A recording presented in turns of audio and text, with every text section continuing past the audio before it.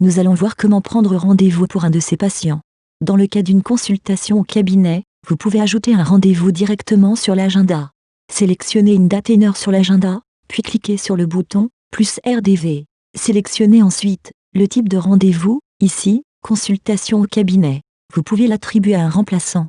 Choisir la durée de la consultation. La date et l'heure sont pré-remplies, mais vous pouvez les changer si nécessaire. Cliquez ensuite sur le bouton « Valider » pour continuer. Vous devez ensuite renseigner les coordonnées du patient. Si ce dernier fait partie de votre liste, vous pouvez le retrouver à partir du moteur de recherche, à partir de 3 lettres.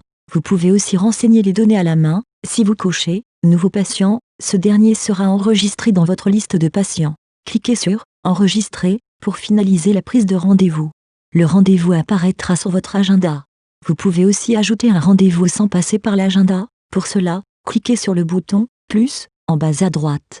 Cliquez ensuite sur « Ajouter RDV ». Sélectionnez ensuite le type de rendez-vous, ici, consultation au cabinet. Vous pouvez l'attribuer à un remplaçant. Choisir la durée de la consultation. Choisissez ensuite une date parmi vos disponibilités.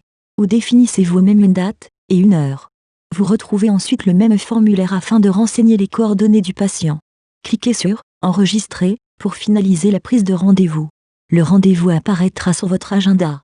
Si vous avez activé la téléconsultation, vous pouvez aussi prendre rendez-vous à la place d'un patient. Il est alors indispensable d'avoir l'email de ce dernier. À la différence d'une consultation au cabinet, le patient devra activer son compte afin d'avoir accès à sa téléconsultation. De la même façon qu'une consultation au cabinet, vous pouvez passer par l'agenda ou via le bouton « Plus » en bas à droite. Nous allons passer par l'agenda. Nous sélectionnons donc comme type de consultation, téléconsultation ou TLC de suivi, qui correspond à la téléconsultation de suivi. Cliquez sur « Valider » pour continuer.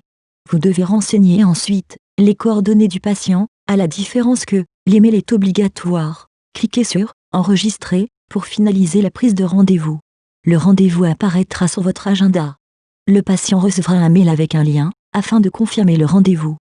Il est à noter qu'en fonction de la date du rendez-vous, le parcours sera différent. Lors de la prise de rendez-vous, il est demandé au patient de renseigner sa carte bleue. À ce moment, il s'agit d'une autorisation de paiement, du montant de la téléconsultation. Cette autorisation n'est valable que 7 jours. Cette contrainte n'est pas liée à notre plateforme, mais imposée par les banques.